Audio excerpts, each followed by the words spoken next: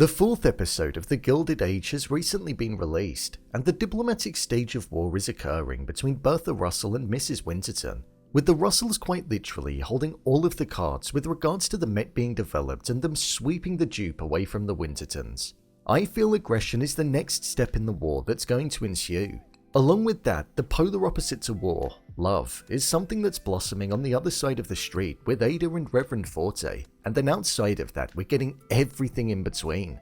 So with that, let's recap, break down, and explain all that there was to take away from this episode. Just to let you know, this video will contain spoilers.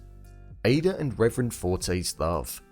Within the first episode of this season, we saw that Ada mentioned how she felt as though she almost regretted the fact that she'd never found love when she was speaking with Marian, and that she almost thought that she'd most likely never find love in her life because she was too old or past it. However, what the episodes after showed us was that it wasn't too late for her, because she's now grown closer with Reverend Luke Forte. They went on a date at the end of the previous episode, and within this episode we saw that another date followed, along with an evening arrangement where they listened to the church choir, which concluded with the Reverend asking for her hand in marriage, something which did feel a bit premature. Prior to this happening, we saw that the Reverend invited Ada to see an opera called Aida, an opera which has a tragic story at its core, and I think this is something that could be symbolic and act as a metaphor for the relationship that they're both going to have together. Within the story of Aida, it's said to be focused around power struggles and jealousy. Aida is an Ethiopian princess who gets kidnapped in Egypt, and she falls in love with a general who's set to lead a war with Ethiopia, something which provides a lot of conflict in the princess's mind. I think this could be symbolic of Ada being the princess, the Reverend being the general, and the country being Agnes. Ada wanting to stand by her sister and her family name and not abandon her in her time of need, but also the yearning to be with the person that's causing the disruption. At the end of the opera, Aida dies in the arms of the general, so I think that could mean that Ada will eventually choose to be with Reverend Forte, even if it does cause disruption between herself and her sister. There was a heavy focus on Agnes eating alone in this episode whilst Ada was on her date, a moment that did make me feel bad for her, but at the same time, with her saying to Ada earlier, "It would be a bad return if you abandoned me now after all of these years," it shows that she's going to do her best to manipulate her sister into sticking by her side and make her feel guilty for looking for a life outside of the house. So it's going to be interesting to see where that story develops. The Russells' cunning plans and their demise.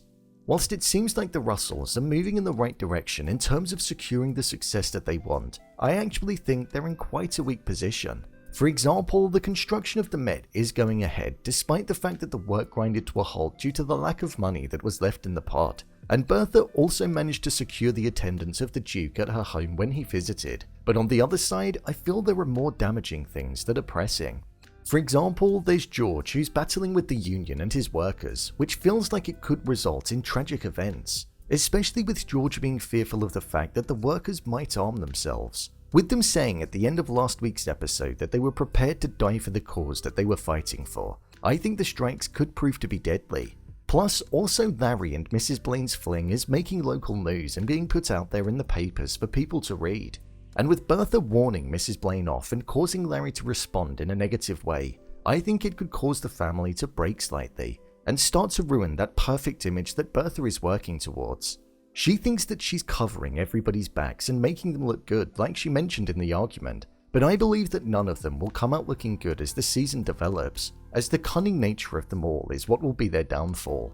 The war between Bertha and Mrs. Winterton is something which is developing at a rapid pace, and with the last thing that we saw being Mrs. Winterton saying that she'll make Mrs. George Russell pay if it's the last thing that she does, I feel she may look to expose and also exaggerate what happened when she tried to get into George Russell's bed, which may end up causing a chink in the Russells' armour and alter the way that the public perceive them.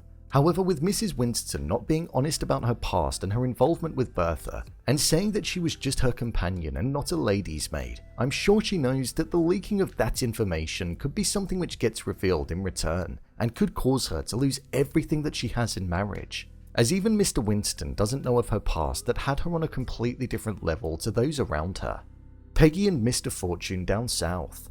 This was an arm of the story that we didn't actually get to spend that much time with compared to the rest of the arcs in this episode. However, Peggy and Mr. Fortune arrived in Tuskegee where they were staying with Mr. Washington, What was clear about this section was that Mr. Fortune had a deep resentment for the white folk of the South due to the way that he was treated when he was enslaved there.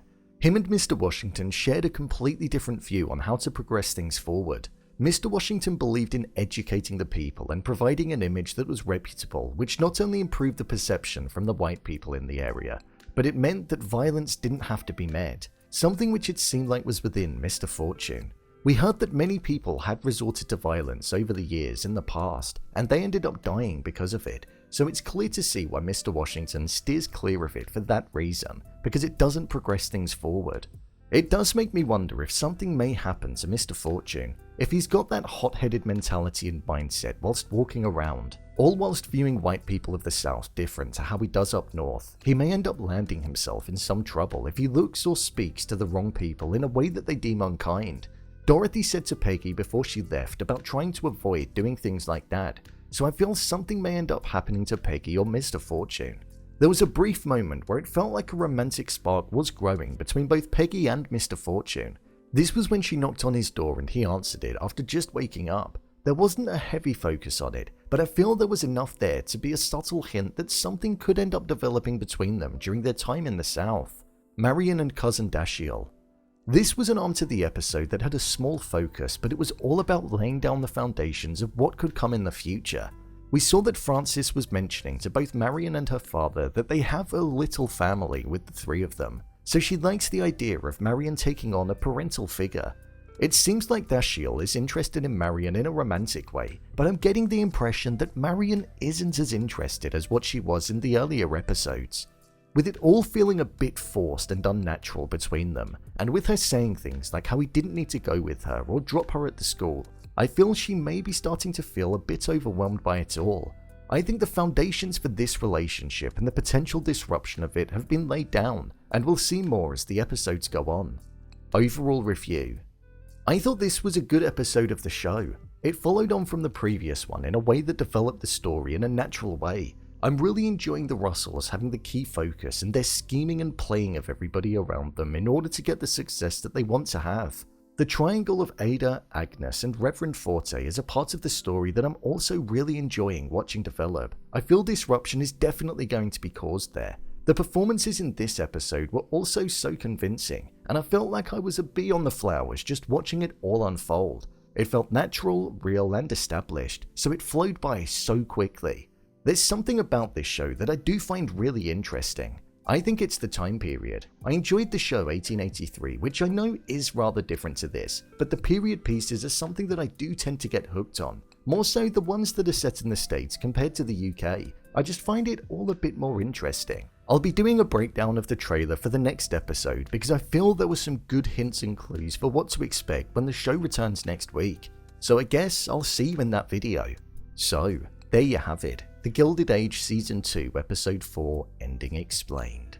If you want to see breakdowns on the Gilded Age, then click on the card in the top corner, or alternatively you can head over to my channel where you'll find them all.